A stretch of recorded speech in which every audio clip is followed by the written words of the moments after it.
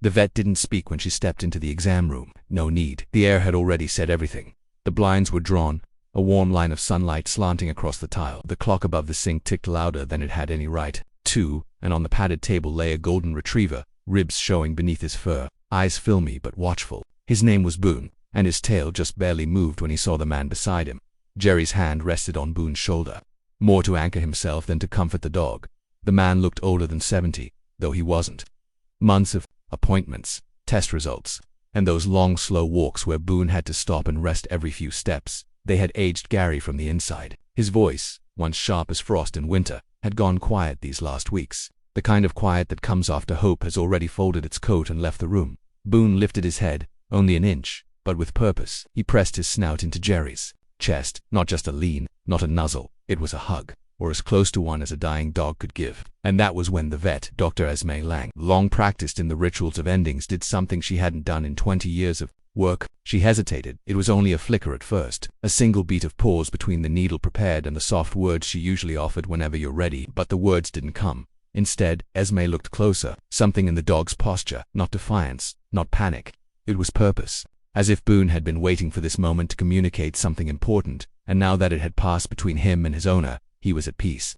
But Esme saw more than peace. She saw a spark of something active, alive. Her eyes flicked to the dog's hind legs. Still, the back paws had been almost unresponsive for weeks. But now, maybe it was the angle, or maybe it was wishful thinking. The right paw had curled slightly inward, not a reflex, a movement. Intentional.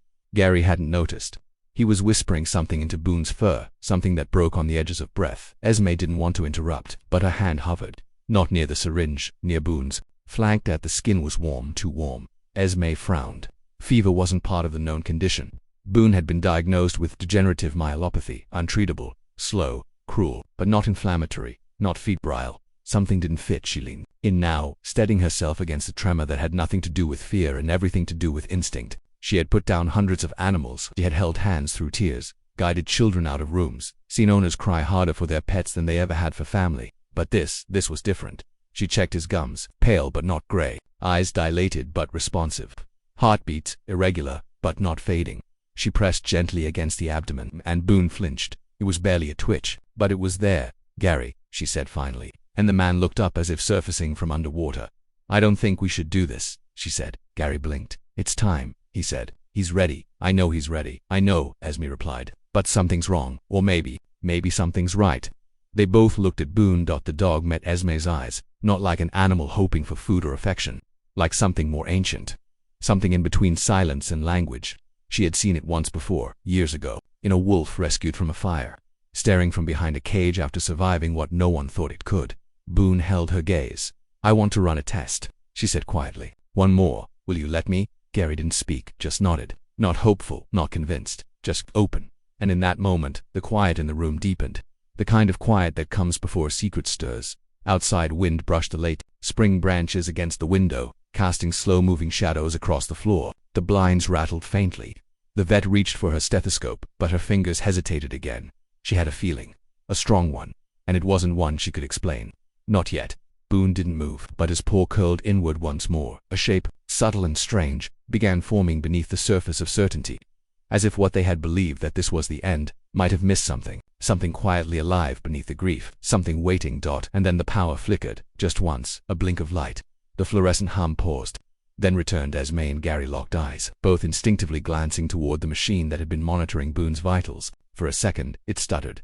A false reading. Or maybe not. Esme took a breath. Somewhere outside, a bird called once, short and sharp, like a question, and in that stillness, no one said a word. The fluorescent light steadied with a low buzz, but something in the room had shifted, not in sound or motion, but in feeling, as if whatever had been holding still, waiting quietly beneath the skin of routine and grief, had begun to breathe.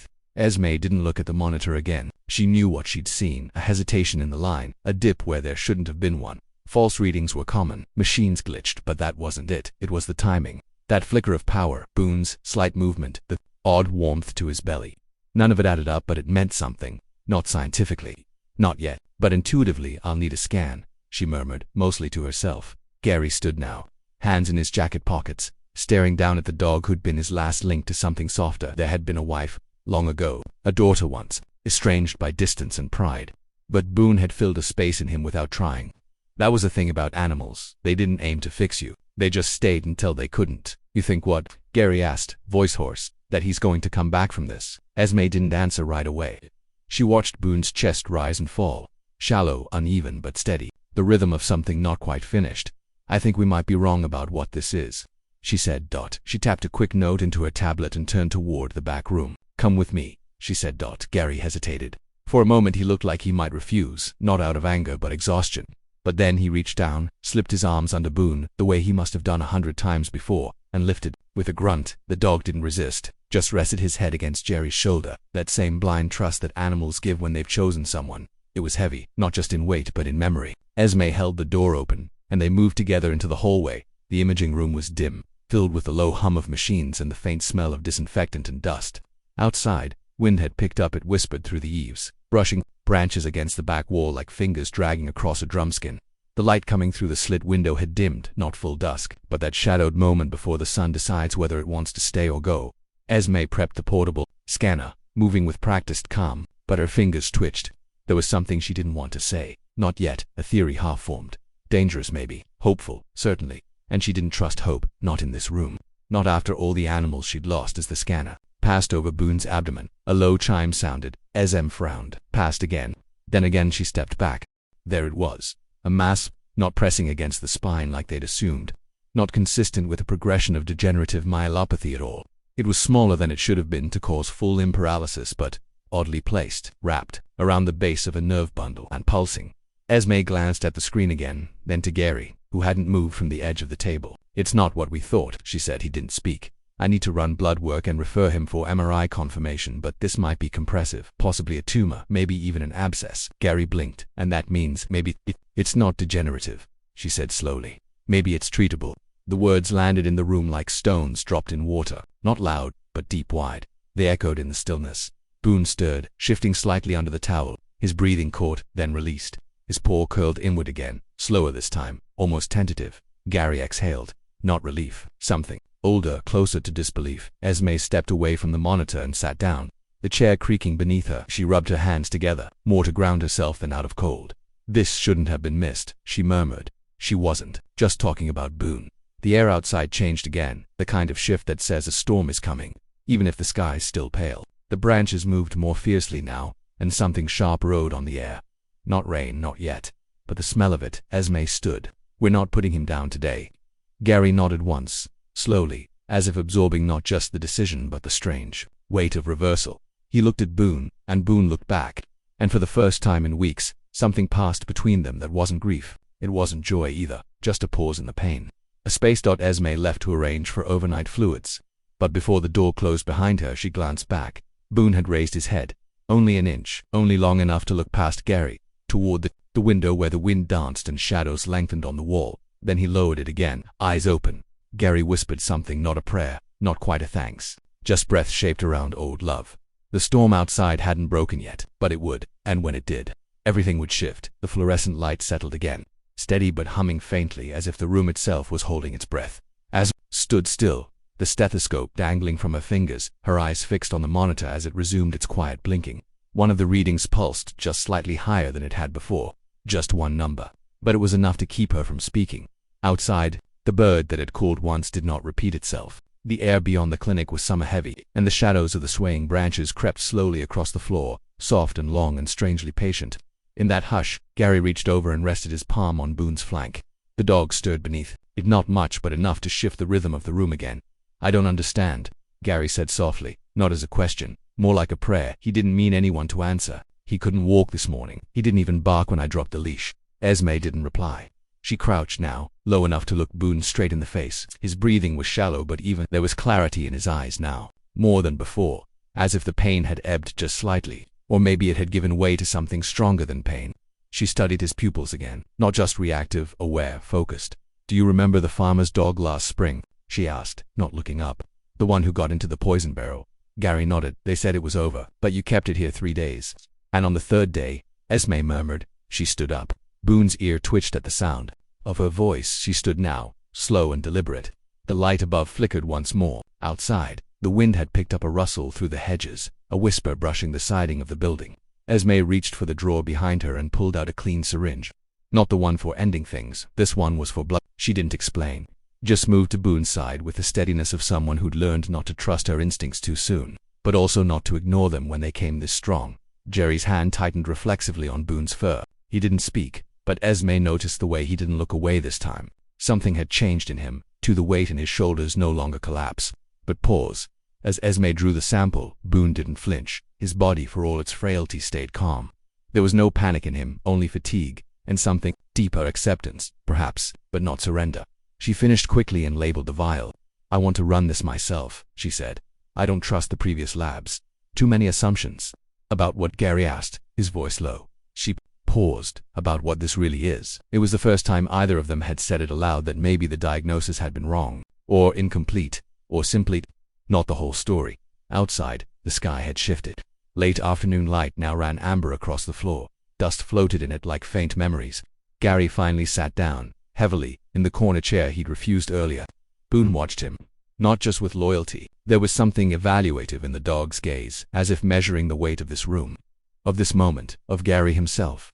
"I took him to the river last week," Gary said suddenly, staring at the linoleum. "Figured it might be his last chance." He didn't go near the water, just sat, but he kept staring across it like he saw something I didn't. I thought he was saying goodbye." Esme looked at him but said nothing. "I didn't want to come here today," Gary added, "but I also didn't want him to hurt anymore. I thought that was love, but maybe it was fear. Maybe I just didn't want to watch him fade." Esme didn't interrupt. Some truths needed air before they could stand. Wind pushed harder against the windows now, and the smell of warm leaves and distant pollen drifted through a crack in the frame.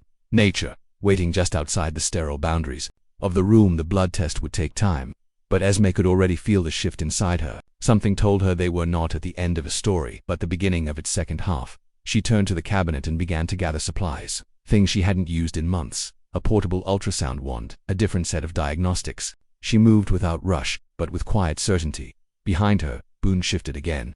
This time it was undeniable. His right leg moved, stretched slightly, not tremor, not reflex, a test, as if his body was checking itself, piece by fragile piece, trying to remember its map. Gary stood. The sound of his chair scraping the tile echoed too loud.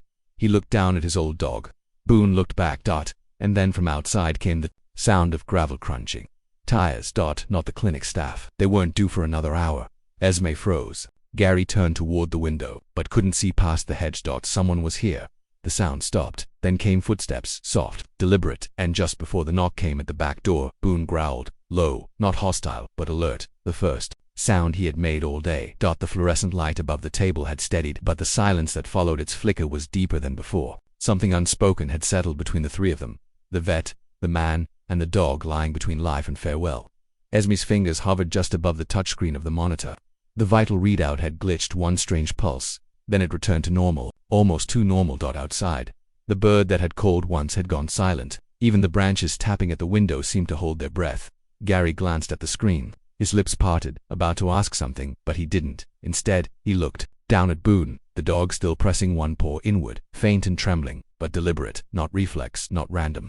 Something closer to intent. "I'll take him into the back," Esme said finally, her voice gentle but edged with something firmer. "I want to check a few things. Just give me 10 minutes. Gary didn't answer. His hand moved slowly from Boone's neck to the side of his face, running his thumb along the soft fur beneath the ear. Then he leaned forward and kissed the dog's forehead, whispering something again but quieter. This time, so even the walls didn't hear.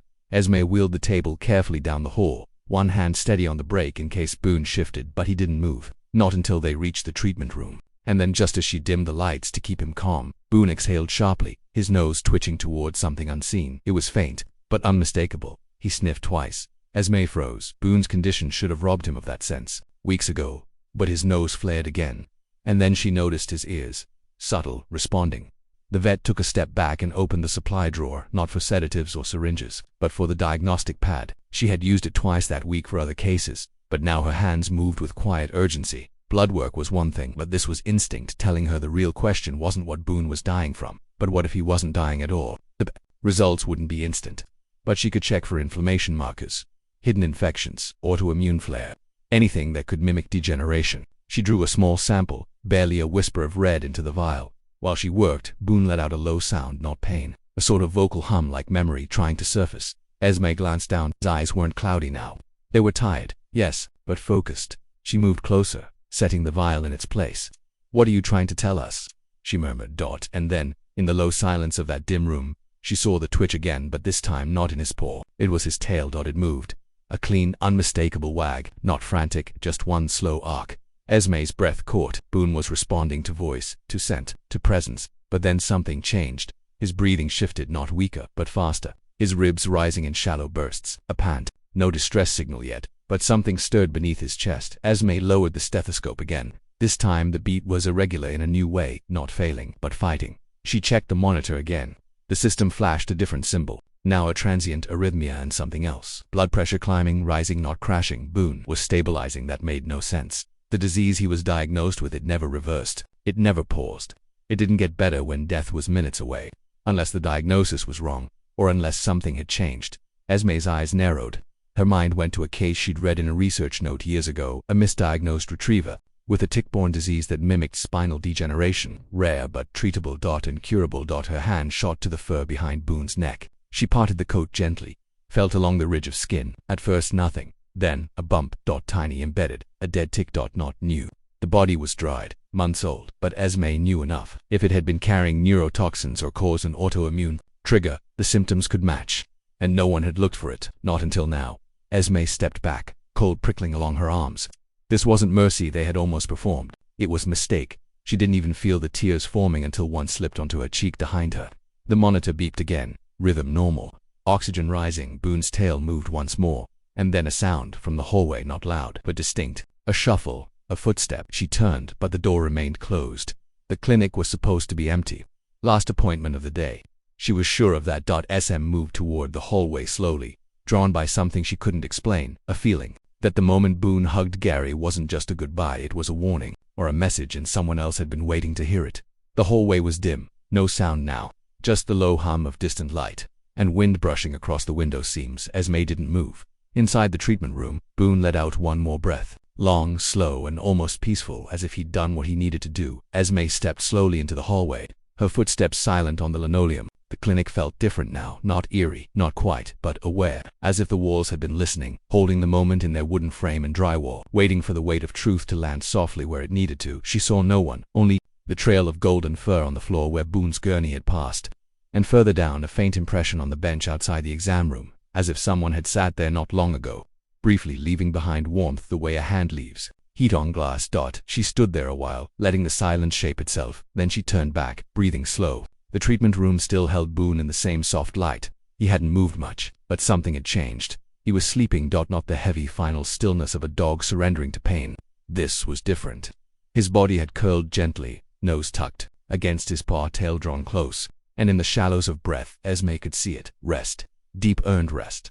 On the monitor the vitals held steady, not perfect, not sudden recovery, but something better, the slow, unforced rhythm of life that had paused long enough to be noticed, and then decided not to leave after all. When Gary returned quietly, uncertain, eyes hollowed by too many days saying goodbye in his mind, he stepped into the room and stopped cold. He looked at Boone, then at Esme. She said nothing, only moved aside and let him pass. Gary lowered himself beside the table, his hands trembling slightly, not from age but from the shattering undoing of expectation. He reached out gently and stroked Boone's head. The dog stirred, blinked, and let out a small groan that was half sigh, half greeting. Tears didn't come at once. They rarely did for men like Gary, who had grown up being told to hold everything inside. But his shoulders lowered, and for the first time in weeks, he smiled, not out of hope, but out of sheer disbelieving gratitude. Esme stepped away, her eyes scanning the test results on the side screen. The diagnosis would take time to confirm, but the signs were all there. Not degeneration, an autoimmune flare, treatable, manageable, survivable. Outside the light had begun to fade. The branches that had clawed at the windows now glowed amber in the late sun. Their shadows softened across the walls like hands reaching but no longer grasping. The clinic would close soon, but she didn't rush them. Instead, Esme stepped out, walked toward the edge of the parking lot, and stood facing west. The wind was cool now, the kind that whispers of coming change but makes no promises. She watched as the last bird of the evening took flight from the maple tree, its wings cutting silently through the air, circling once before disappearing over the field. When she returned, the room was quieter than before. Gary sat with Boone's head in his lap. The dog was awake now, watching nothing in particular, just being, as if returning slowly from some place beyond naming. And beside them, on the sterile floor tiles, something unexpected, the small, shriveled body of a second tick, curled and dry as if it had fallen only moments ago. Esme didn't touch it. She simply knelt, folded a tissue around it, and placed it in the disposal bin with the same reverence some reserve for relics. Later, when Boone had been moved to recovery and Gary had sat outside, looking out across the gravel lot without speaking, Esme joined him on the bench. Neither said anything for a long while. It was Gary who finally spoke, his voice low. He's never done that before. That hug, he's not that kind of dog. Esme nodded. Dog. Gary looked at her, eyes distant but clearer. He knew something, didn't he? She didn't answer. There was no need to. The wind picked up again, stirring dust across the pavement. One long, slow arc drifted toward the edge of the lot, where a paw print from earlier still remained in the dirt, shallow, almost faded, but there, and it stayed even after the wind passed.